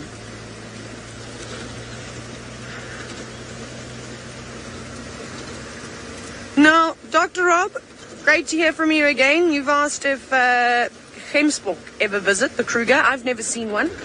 I don't think that they occur in this area. They're more of a desert-dwelling animal, more so than anything. And they introduced them down in the Eastern Cape to some of the private game reserves. But again, it's not their natural habitat.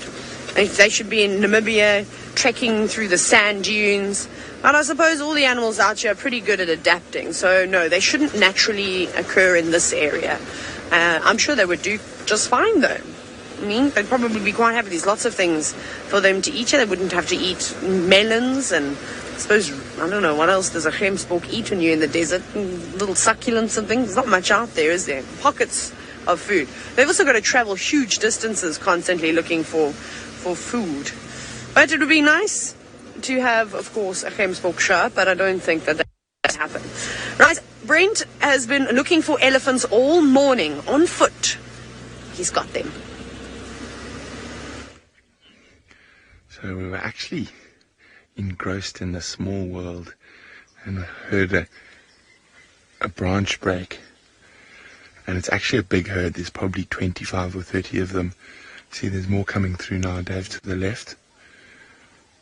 We're about 40 or 50 meters away from them. And a big breeding herd. Here she goes, big female up front. Now we've made our way towards a nice big termite mound. I think she's aware that we're here. I think she spotted me while I was on the ground. So we moved away. But again, it's very important to watch their behavior because she's carrying on eating. She can't really smell us. The wind is in our favor at the moment. But I'm pretty sure she heard me talking. She actually started coming towards where I was sitting on the ground. I had to have a closer look. But now she's decided no threat here, and the rest of the herd are coming through. It is always incredible to be with elephants on foot.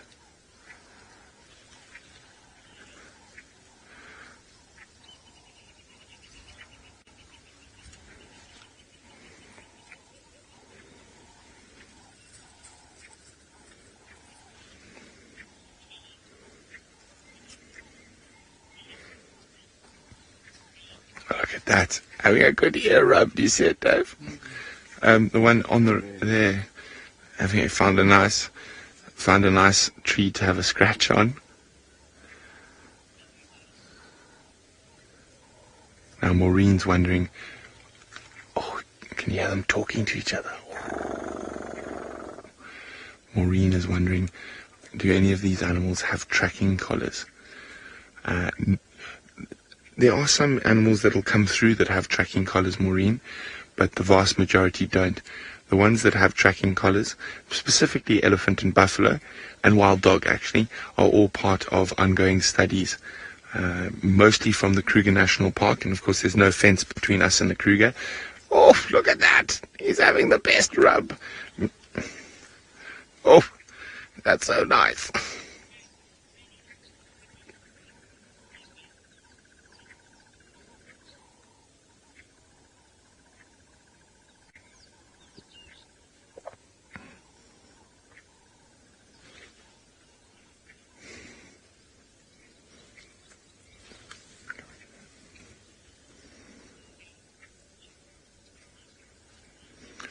Hello and welcome to one of the most magnificent parts of the world, the Sabi Sands Game Reserve in the Greater Kruger, South Africa.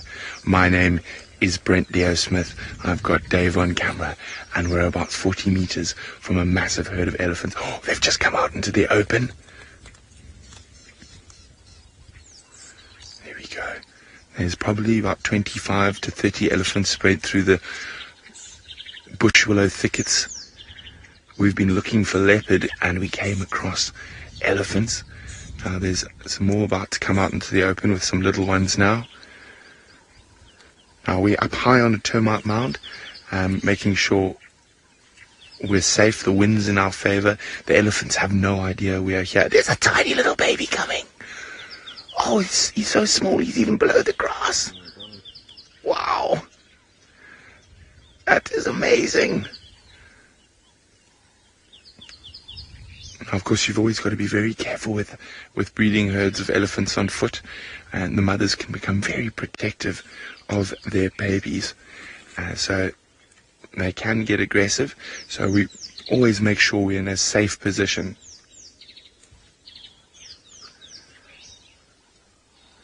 Now, as I said, there's quite a few of them here, just slowly going about their business. We don't want to let them know we're here.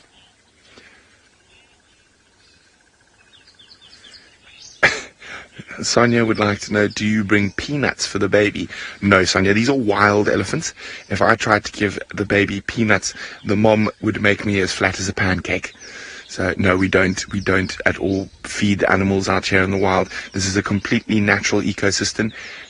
It's 2.7 million hectares, or about over 5 million acres of unfenced wilderness that is just for people to enjoy the animals. And there's also large tracts where they can never, ever, well, people never go, and they go to see the wild animals.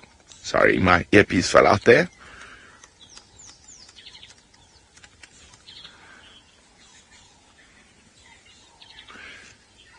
Beth is wondering, do the female elephants have tusks? Yes, Beth, both male and female elephants have tusks, and they use them in their everyday life to strip bark off trees. It's a very useful tool, along with their trunk, that aids in their feeding. The males will use their tusks for stripping bark and for digging up clay, but they will also use them for fighting. Now, we're going to get one or two last views of these ellies as they disappear into the thickets. We're not going to go any closer. Yaki says, good morning from India. Well, good morning from Africa. Now, I was actually looking at something really, really small and tiny, and then I heard the elephants coming and we had to move out of the way. But I found a spider I've never seen before. That doesn't happen too often, so it's always very exciting. But I have never seen a spider like that. So the elephants were heading there, so I actually took the spider with me. I'll put him back on his bush afterwards. But look at that. I've never seen this type of spider, so I'm going to have to go do some homework to try to figure out what type of spider it is. So it looks like it's thorns. Now, the reason it looks like it's thorn is it's probably quite tasty. So it looks like a thorn to try to stop the birds and other things eating it. And these type of spiders that have this type of sort of camouflage are mostly nocturnal. So what they'll do is they'll spin their web at night, catch all the night flying insects. Now, they use a lot of energy and a lot of protein when they spin their webs. So what they'll do is just at sunrise, as the sun starts to rise, they will actually eat their web to regain that protein. There we go. And eat their protein. And then hide on a little branch like this during the day to avoid attack by birds and other insects, or or even mammals. So I'm going to go pop this spider back on its branch where I found it. But it has been great having you live on foot in the African bush. But you never know when you go live again, so watch out for those notifications. Who knows, next time I could be on foot with a leopard. So bye for now.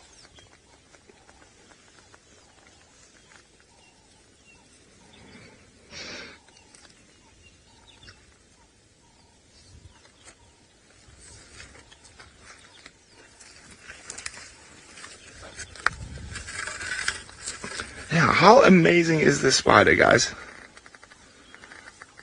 It is incredible. I've never ever seen a spider like that. I'm going to have to take some photos of it and send it off to some people who know a lot more about spiders than I do. How cool. I'm pretty sure it's related to bird dropping spiders and these camouflage spiders that are mostly nocturnal. Anyway, I'm going to go stop, get some pictures of it, see if I can try get an ID on it from one of my friends who's a spider expert. In the meantime, let's go back to the beautiful Xidulu. Thank you, Brent. How amazing for you to be on foot with a breeding herd of elephants. I'm sure he is super excited to be back in the Sabi sands, to be able to be on foot with not only elephants, but whatever else might materialize, as we were lucky enough and fortunate enough to have this young female on foot yesterday, which definitely made my week and the beginning of a cat a day, which was marvelous. And she is slowly but constantly feeding, and it is nearly finished. Cecilia wants to know can you say that again about cleaning off the ticks, Nick? Sorry, cleaning off the ticks off itself, I wonder. Okay. Yeah, no, cats will not allow oxpeckers near them. The oxpeckers, it's a risk that they'll take. If you see how animals or cats respond to anything that comes nearby, they swat and grab and eat. So any oxpecker out there that lands on a lion or a leopard would end up being a leopard or lion meal. I've seen a lion sitting in the long grass, and a quail came nearby, and it swatted it and munched it there and then on the spot. So anything that lands on a leopard will probably be the last landing it ever does, and anyone that attempted to in the past that landed on a cat was not able to breed, and hence its lineage ended there and then. So impala are the smallest antelope I'm aware of that allow oxpeckers on. Charles wants to know, when leopards groom each other, do they eat the parasites? I'm not sure if they actually eat them, but they will grab them off with teeth. You don't often find leopards grooming each other. A cub will be groomed by its mother, but lions definitely groom each other. And whether they eat the tick or not, I'm unsure. I haven't actually seen them physically chewing them, but something you see monkeys and baboons doing. They pick the ticks off, and they do actually just pop them in their mouth like sweets. There's a little bit of a delicacy, their little blood fetish for the day. A bit of arachnid and blood at the same time. A marvelous little treat.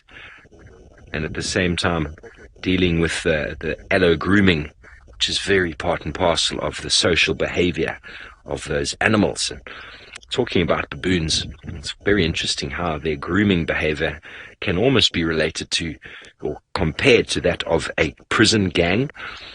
And younger and smaller or weaker individuals will actually do favors for larger males within the troop so as to get their favor when times are tough or when they are being abused and beaten by a more sort of dominant male than themselves. They'll often call on the favors of those more dominant males that they've been sort of looking after in the past. So quite interesting if you do watch baboon behavior and try and compare it to that of a prison gang and the favors that are sort of passed around from youngster to adult.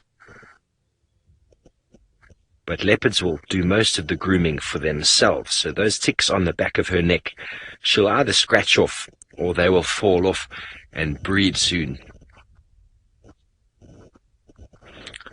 Hello, proud cat mama, once again. You'd like to know what part of a kill has the most nutrients? Well, generally the internal organs, such as the liver and the kidneys.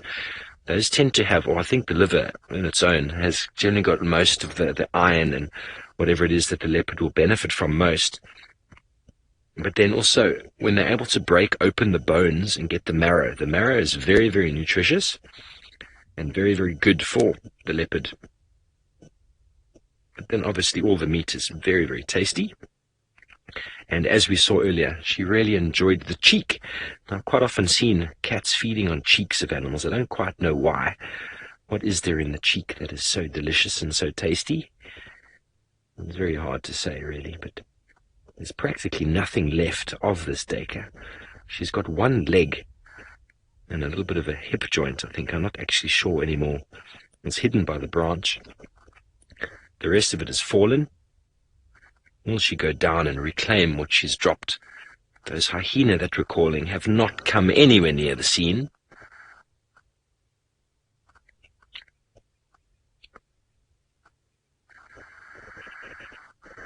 Hello, Gizmo. You'd like to know how long she's been eating for? Well, we left her this morning, yesterday morning. We had her at about, let me just have a look at the time now. We had her at about 6:10 yesterday morning, and then Scott followed her from where we found her on foot, and probably about half an hour, 45 minutes after that, so about 7 o'clock or so yesterday morning. It is now 20 to 8 in South African time, so about an hour earlier yesterday is when she found this duiker, and then she took it up the tree. So she's been with it since about 7, maybe 7:30 yesterday morning, so about 24 hours she's been with this carcass.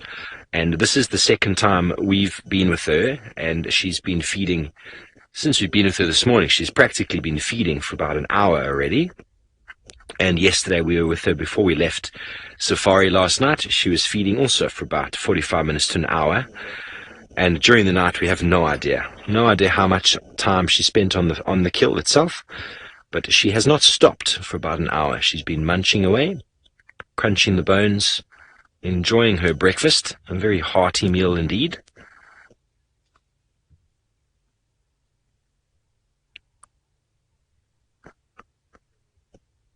Okay, so we're going to stay here with this crunching bone and see what happens after she dispatches the final fragments of this duiker. Let's go back over to Brent with his spider. What a marvelous specimen. Let's see what it is. Well, it is just so unusual. And Dave Dean says it looks like it could be a hedgehog spider. That could definitely be a hedgehog spider. It's an apt name if it is. But as I say, if anyone can find any more information on it, that would be great. It could also be one of the orb weaver spiders.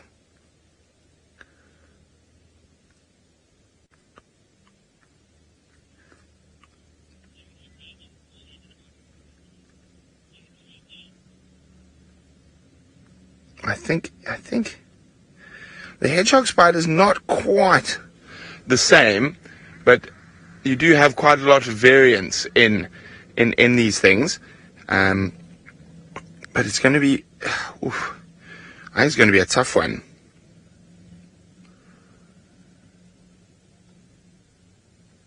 It is incredible. Yeah, so the hedgehog spider is probably the most likely for now. But as I said, I'll get hold of a proper spider expert, and we can be 100% sure. But Dave Dean, I think you might be onto something there with the hedgehog spider. Isn't that incredible? So absolutely stunning. Okay, well, we're going to put our spider back in the tree and go for a stroll further down the road now that the elephants have moved off a bit. While we do that, let's see where Taylor is bumbling about. Not much, unfortunately. We are not winning at the safari game today, but that's okay. There was a squirrel. I don't know if it's going to stay there. Probably not. There we go, you got it. Blending in very well. And it looks like it's holding a marula nut. Run, run, run. Off it goes. Down the road. Bye. Oh, squirrel, thanks for showing yourself, though, because that was like the first animal we've seen in some time. I was losing hope. I thought they'd all gone on holiday. So Craig and I are just bobbing and weaving. Those male leopard tracks basically just disappear again. The ones that were on Chitwa, I don't know where they went. And there were no fresh tracks crossing in, so no tracks of Tandy. Also had a little scratch for her. It wasn't successful. So now we've just kind of been hoping for some birds and, other animals to show themselves. We're on Hyena Road now. I think this could be the first time I've driven Hyena Road since I've been back. I don't think I've been down here once for a very long time. Here we go. Back up to the boundary, and then I think we might move to the northern corner. It sounds like the Nkuhumas are still on Torchwood. I don't actually know who found them. Someone found them. All of them are there, which is nice. It's a bit of a quiet morning, but it's okay. These things happen. Sometimes it's nice just to go out and appreciate the bush and the smells and the sights and the sounds, which is lovely. It's been cool. We've seen a thing that we don't normally get to see from the car, so that's been great. But the birds are even away from me. Luckily, I did not challenge Brent to a birding competition today, because we know that that's going. As soon as he's on the car again, he'll be challenging all of one of them. We let him win, though. Don't tell him that. We just pretend we can't find birds, so it makes him happy. Because I would have lost that competition today as well, because I've seen a few flying across, but none that want to sit for very long. And that's the whole thing with a bird.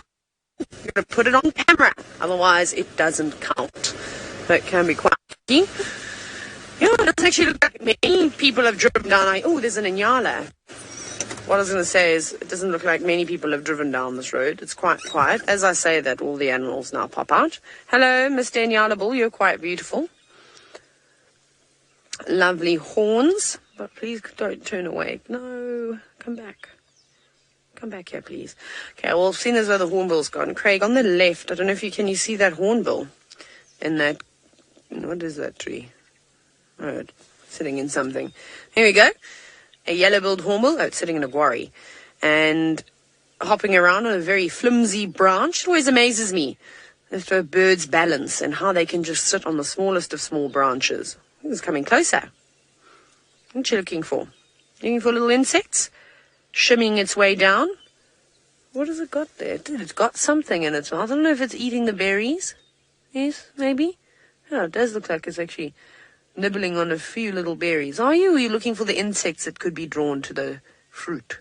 Let's see. I can't say I've ever really watched yellow-billed hornbills feasting on too much fruit. It is indeed eating it, though. Delicious. I mean, they're predominantly insectivores.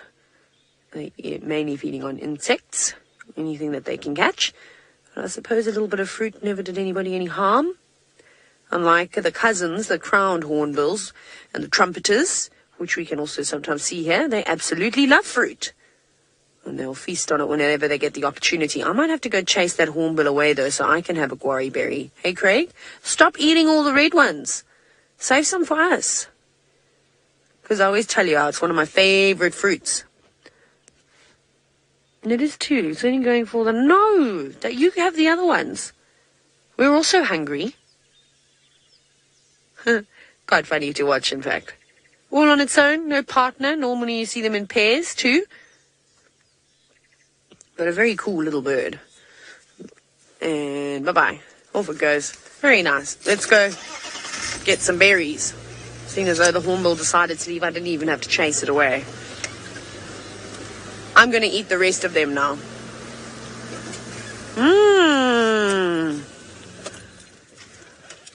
Very nice. Well, I'm going to find the red berries. It's going to be hard because that hornbill has eaten them all. Craig and I are going to tuck into this quarry tree. And I'm going to send you to Steve for a DNC. Thanks, Taylor.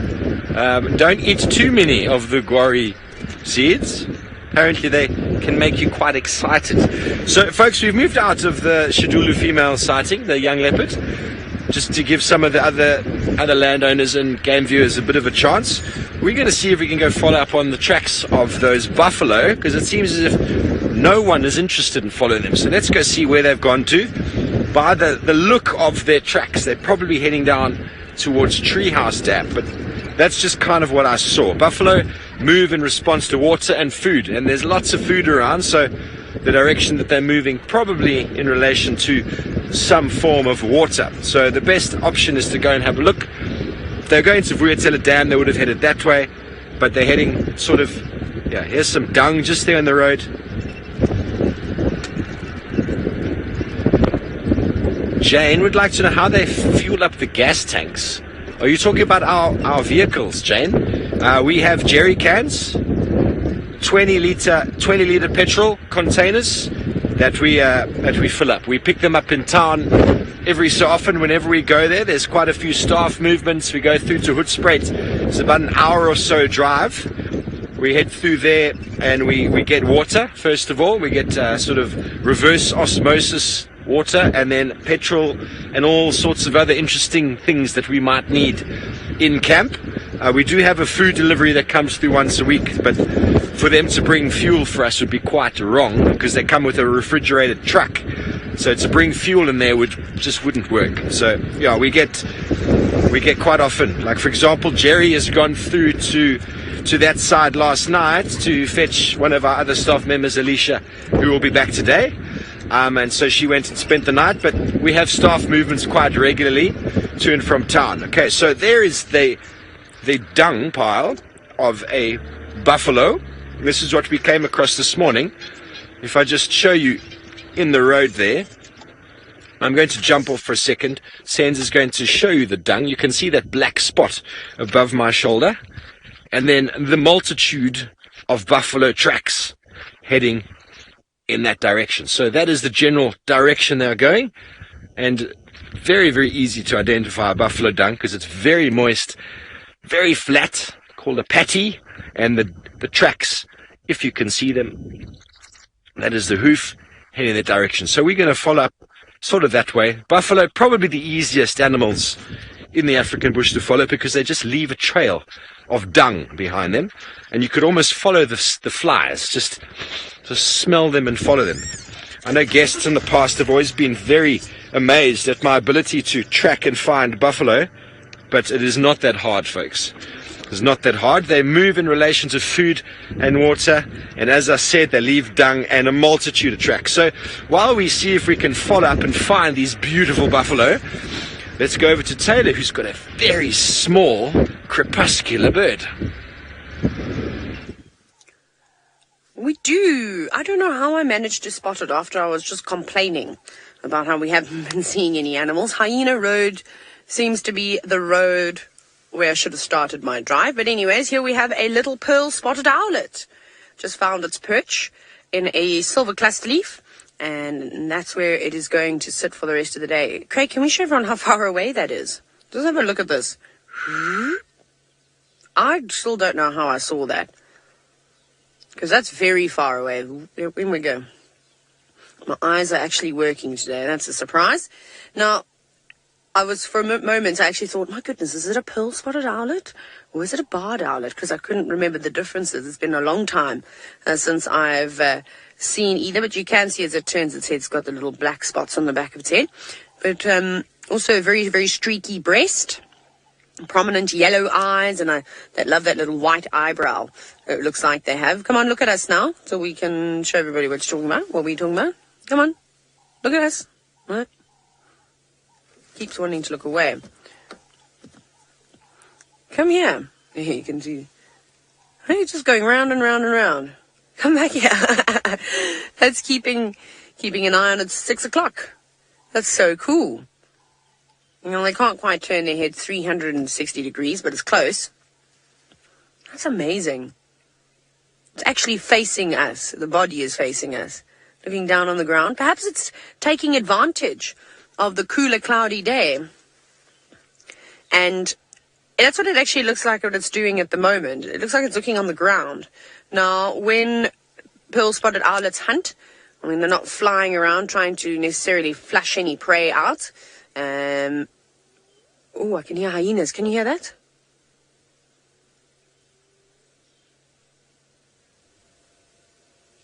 I'm pretty sure Brent will be able to hear it, but there's definitely whooping, or Brent is playing a joke on us.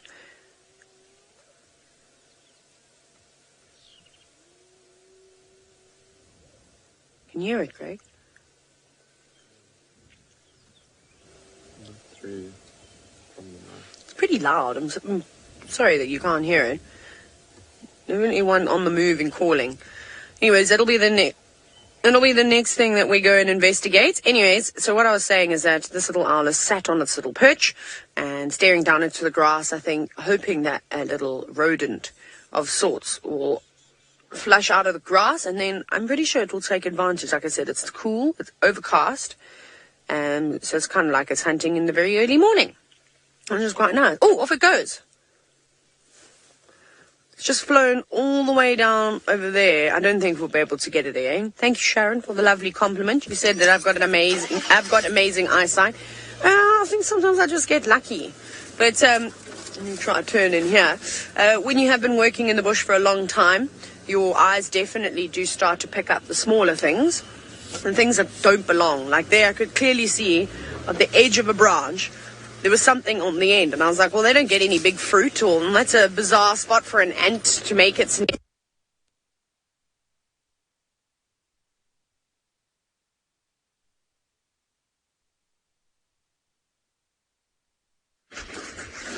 Well, Herbie and I were just having a chat about tracking. Herbie, don't run away. Come back here, Herb. Don't run away from me, Herb. We're just having a chat about tracking.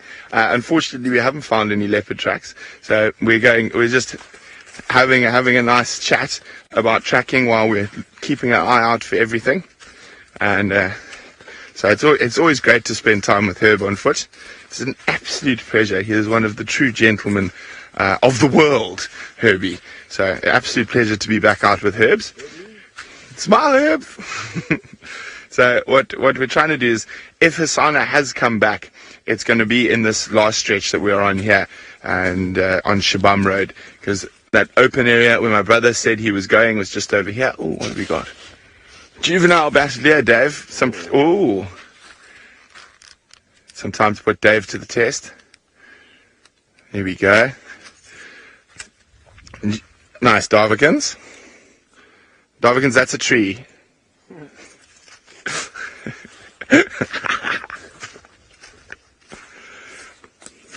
Hi, Kaylina. Oh, he's back, Dave.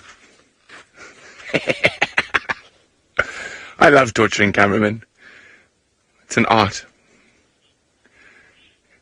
Nice, Davey. Whoops.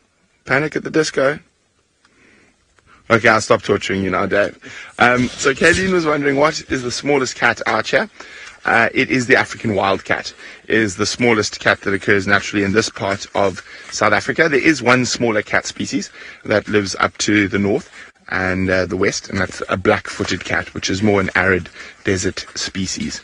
So there we go. That's the smallest cat.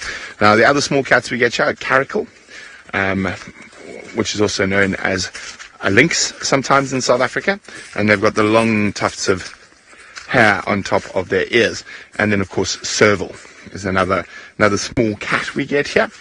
We don't see them too often here. Serval we saw a lot in the Mara.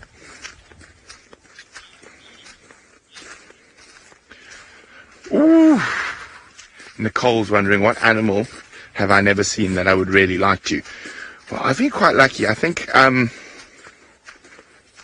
the Sabi Sands Kruger, I've seen them all. I'm quite lucky like that. But in other parts of Africa, there's lots of stuff I'd love to see. So when I was working in the rainforests, I never got to see a golden cat. which I caught them on camera trap, but I never actually got to see one with my own eyes. So that's definitely an animal I'd like to see. What else would I really like to see? Golden cat. Just trying to think of some forest. Oh, giant pangolin. So I've seen the two species of tree pangolin. I've seen the ground pangolin, but I've never seen the giant pangolin. Another one we caught on camera trap. So they're probably about double to triple the size of our ground pangolin. And really, really cool thing about them is that they, and which makes them very difficult to see, is one of the ants that they eat a lot of live in trees in swamp forests. So they actually spend a lot of time swimming from tree to tree to get to the ant nests they like to feed off. So, and that's definitely giant pangolin. And then, of course, in the rest of the world, tigers, jaguars, snow leopard, clouded leopard, Sumatran rhino, orangutan. I mean, I could just keep going in the rest of the world. So there's lots to see. And another one in Africa that I really want to see is the Ethiopian wolf. That's of the highlands of Ethiopia. Now, a very cool thing about the Ethiopian wolf, so it lives very high, and unfortunately, they are very endangered. It's the most endangered canid in the world. There are even less Ethiopian wolves than there are wild dogs. And they feed almost exclusively on rodents. And a nice little interesting fact about the Ethiopian highlands, the rodent density up there